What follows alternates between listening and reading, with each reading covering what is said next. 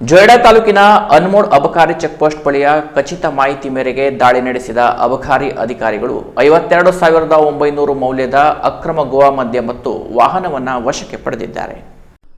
ಗೋವಾದಿಂದ ಸಾಗಿಸುತ್ತಿದ್ದ ಅಕ್ರಮ ಸಾರಾಯಿಯನ್ನು ವಾಹನ ಮತ್ತು ಮಾಲು ಸಹಿತ ಅನ್ಮೋಡ್ ಅಬಕಾರಿ ಪೊಲೀಸರು ವಶಕ್ಕೆ ಪಡೆದ ಘಟನೆ ಮಂಗಳವಾರ ಬೆಳಗಿನ ಜಾವ ನಡೆದಿದೆ.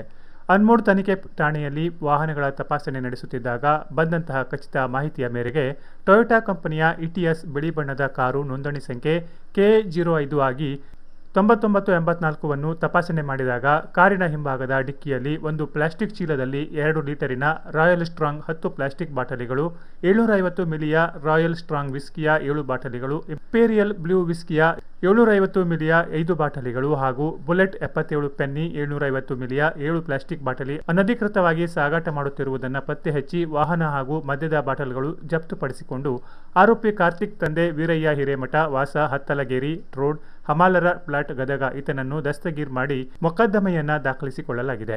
ಜಪ್ತುಪಡಿಸಿಕೊಂಡ ವಾಹನದ ಅಂದಾಜು ಬೆಲೆ 4,50,000 ಆಗಿದ್ದು 35 ಲೀಟರ್ಗಳ ಅಂದಾಜು ಬೆಲೆ 52,900 ರೂಪಾಯಿಗಳಾಗಿರುತ್ತವೆ.